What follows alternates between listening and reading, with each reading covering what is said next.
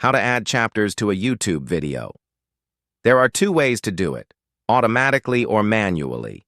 To add chapters automatically, open YouTube Studio and go to your video. Click on Details and scroll down. Turn on Allow Automatic Chapters and Key Moments. Then, click Save. To enable this for all videos, in Studio, go to Settings, then Upload Defaults. Click on Advanced Settings and enable the same options. Save your changes. Now, chapter titles will automatically show up in your video description. To add chapters manually, start your first timestamp at 0000. Add at least 3 timestamps in order. Each chapter should be at least 10 seconds long.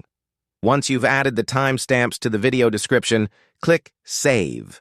You'll now see chapter segments in the video scrubber. For more tech tips, don't forget to subscribe.